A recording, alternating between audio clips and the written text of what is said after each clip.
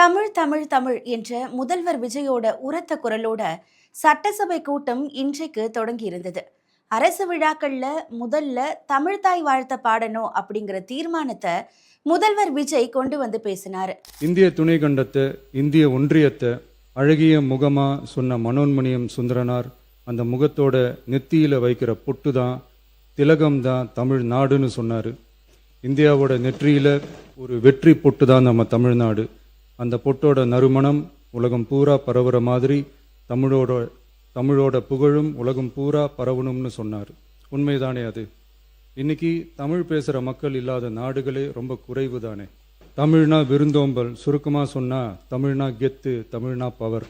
தமிழ் நமது உயிர் மூச்சு, தமிழ் மொழி நமது அடையாளம், தமிழ் பண்பாடு நமது பெருமை. அதனால தமிழ்தாய் வாழ்த்தின் மரியாதையை பாதுகாப்பதில் தமிழக வெற்றி கழக அரசு ஒருபோதும் சமரசம் செய்யவே செய்யாது. தமிழ்தாய் வாழ்த்தை முதலில் பாடுவது அரசியல் அமைப்பிற்கும் இந்திய ஒற்றுமைக்கும் எதிரானதில்லை, மாறா வேற்றுமையில் ஒற்றுமைன்ற இந்தியாவோட உயர்ந்த கொள்கையை வெளிப்படுத்துறது. மேலும் தமிழ்தாய் வாழ்த்தை முதல்ல பாடணும்னு சொல்றது அரசியல் சம்பந்தமான விவாதமா மாறணுங்கிற அவசியமே இல்லை. இது தமிழர்களின் பொது அடையாளம்.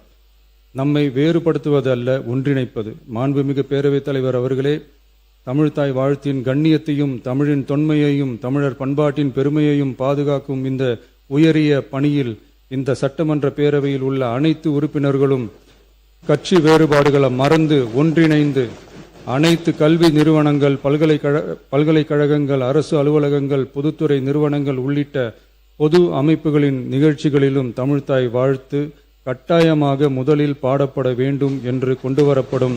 முதல்வர் விஜய் தனி தீர்மானம் கொண்டு வந்து உரையாற்றினார். தமிழின் பெருமைகளை பட்டியலிட்ட அவரு, ஒரு சொல்லே வரலாறு, தமிழ்நாட்டில் இனி என்றுமே தமிழ்தாய் வாழ்த்துக்கே முதலிடம் என்ற தீர்மானத்தை அனைவரும் ஆதரிக்க வேண்டும்னு கேட்டுக்கிட்டாரு. தீர்மானத்தின் மீது பேசிய திமுக உறுப்பினர் கோவி செழியன், முதலமைச்சர் அவர்களால் கொண்டு வரப்பட்டிருக்கிற தமிழ்தாய் வாழ்த்து பாடல் குறித்த தனி தீர்மானத்தை திராவிட முன்னேற்ற கழகத்தின் சார்பில் நான் வழிமொழிகிறேன், ஆதரிக்கிறேன். முன்னாள் முதல்வர் எடப்பாடி பழனிசாமி தீர்மானத்தை ஆதரிச்சு பேசும்போது, தமிழ்தாய் வாழ்த்து வெறும் பாடல் மட்டும் கிடையாது, நம்முடைய அடையாள சின்னம்னு குறிப்பிட்டு பேசினாரு. தமிழ்தாய் வாழ்வு குறித்து அரசின் தனி தீர்மானத்தை மாண்பு முதலமைச்சர் அவர்கள் இங்கே முன்மொழிந்திருக்கின்றார்கள். அது குறித்து அனைத்து இந்திய அண்ணா திராவிட முன்னேற்ற கழகத்தின் சார்பாக எனது கருத்தை தெரிவிக்கின்றேன். தமிழர்களின் பண்பாட்டு அடையாளத்தின் வெளிப்பாடு, தேசப்பற்றும் மொழிப்பற்றும் ஒன்றுக்கொண்டு எதிரானது அல்ல. நாம் இந்தியர்கள் என்பதில் பெருமை கொள்கின்றோம், நாம் தமிழர்கள் என்பதில் அதே அளவு பெருமை கொள்கின்றோம். அரசியலில் நமக்குள் 1000 கருத்து வேறுபாடுகள் இருக்கலாம், ஆனால் தமிழ் என்று வரும்போது நாம் அனைவரும் தமிழர்கள். தமிழின் உரிமை என்று வரும்போது இந்த பேரவை ஒரே குரலில் ஒலிக்க வேண்டும். அந்த அடிப்படையில் தமிழ்நாட்டில் அமைந்திருக்கும் அனைத்து கல்வி நிறுவனங்கள், பல்கலைக்கழகங்கள், அரசு அலுவலகங்கள், பொதுத்துறை நிறுவனங்கள் உள்ளிட்ட பொது அமைப்பின் நிகழ்ச்சிகளிலும் நிகழ்வு தொடங்குவதற்கு முன் தமிழ்தாய் வாழ்த்து கட்டாயம் முதலில் பாடப்பட வேண்டும் என்ற இந்த அரசின் தனி தீர்மானத்தை அனைத்து இந்திய அண்ணா திராவிட முன்னேற்ற கழகத்தின் சார்பாக முழு மனதோடு ஆதரிக்கின்றேன். தமிழ் வாழ்க, தமிழர் வாழ்க, தமிழ்நாடு வளர்க. காங்கிரஸ் கட்சி சார்பில் பேசிய அமைச்சர் விஸ்வநாதன், முதல்வர் விஜய் கொண்டு வந்த தீர்மானத்தை முழு மனதோட ஆதரிப்பதா குறிப்பிட்டாரு. தமிழ் மொழி தேனாய், சுவை சேர் கரும்பாய், தீம்பழமாய், பாலமுதம் தானாய், வானாய், கால் அனலாய், புனலாய், அதில் வாழ் புவியாய், ஆனால் தமிழே, தமிழ் மகனே, தமிழகத்தின் முதல்வரே, நீங்கள் கொண்டு வந்திருக்கிற தனி தீர்மானம் 8.5 கோடி தமிழக மக்களால் முழுமையாக இன்று ஏற்றுக்கொள்ளப்பட்டிருக்கிறது.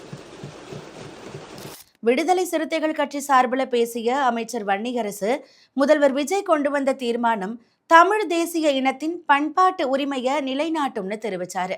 மாண்புமிகு முதல்வர் ஜோசப் விஜய் அவர்கள் முன்மொழிந்த இந்த தீர்மானத்தை விடுதலை சிறுத்தைகளின் சார்பில் நாங்கள் வரவேற்கின்றோம். அதே மாதிரி பாமக, இந்திய கம்யூனிஸ்ட், இந்திய யூனியன் முஸ்லீம் லீக், மார்க்சிஸ்ட் கம்யூனிஸ்ட் உள்ளிட்ட கட்சிகளுடைய உறுப்பினர்கள் தீர்மானத்தை வரவேற்று பேசினாங்க. இதை தொடர்ந்து தீர்மானம் ஒரு மனதா நிறைவேற்றப்பட்டது. 110 விதியின் கீழ் நெல் கரும்புக்கான ஊக்கத்தொகையை முதலமைச்சர் விஜய் அதிகரித்து அறிவிப்பை வெளியிட்டாரு. விவசாயிகள் நெல் மற்றும் கரும்புகளை பயிரிடவும் அறுவடை செய்திடவும் விற்பனை செய்திடவும் தங்களது உடல், பொருள், ஆவி அனைத்தையும் செலவிட்டு மேற்கொள்கின்றனர். தற்சமயம் தமிழ்நாட்டின் ஃபினான்ஷியல் பொசிஷன் சரியில்லாமல் இருந்தாலும் நெல் மற்றும் கரும்பு பயிரிட்டுள்ள விவசாயிகளின் நலனை பாதுகாக்க வேண்டும் என கருதி தமிழ்நாட்டின் வரலாற்றில் இல்லாத அளவில் மாநில அரசின் நெல் மற்றும் கரும்புக்கான ஊக்கத்தொகையை அதிகரிக்க முடிவு செய்துள்ளோம். கொள்முதல் பருவம் வரும் செப்டம்பர் 1ஆம் தேதி தொடங்க இருப்பதால் குறைந்தபட்ச ஆதரவு விலையுடன் மாநில அரசின் ஊக்கத்தொகையாக சன்னரக நெல்லுக்கு குவிண்டால் ஒன்றுக்கு ரூபாய் 289 மற்றும் பொது ரக நெல் ஒன்றுக்கு ரூபாய் 159 என உயர்த்தி சன்னரக நெல் ரூபாய் 2750 பொது ரக நெல் ரூபாய் 2600 என வழங்கப்படும். மாநில அரசு நெல்லுக்கான ஊக்கத்தொகையினை ஓராண்டில் 156 ரூபாய்க்கு மேல் உயர்த்தி வழங்குவது வரலாற்றில் இதுவே முதல் முறையாகும். அதன் பிறகு வேளாண் பட்ஜெட் மீது விவாதமும் தொடங்கி இருந்துச்சு. திமுகவை சேர்ந்த முன்னாள் அமைச்சர் MRK பன்னீர்செல்வம் முதல்ல பேசினாரு. அவருக்கு அமைச்சர்கள் பதிலளிச்சாங்க. தமிழக சட்டசபையில இன்னைக்கு முக்கிய விஷயங்கள் பல நடந்திருக்கு. முதல்ல தமிழ்தாய் வாழ்த்து தான். அதுல சமரசமே இல்லை என்பதை உறுதி செய்யும் வகையில முதல்வர் கொண்டு வந்த தனி தீர்மானம் நிறைவேற்றப்பட்டிருக்கு. விவசாயிகளுக்கு கை கொடுக்கிற விதமா நெல் மற்றும் கரும்புக்கான ஆதார விலையை தாவேக அரசு உயர்த்தி அதற்கான அறிவிப்பு சட்டசபையில வெளியிடப்பட்டிருக்கு. இதையடுத்து வேளாண் பட்ஜெட் மீது விரிவான விவாதங்களும் நடைபெற்று இருந்தது.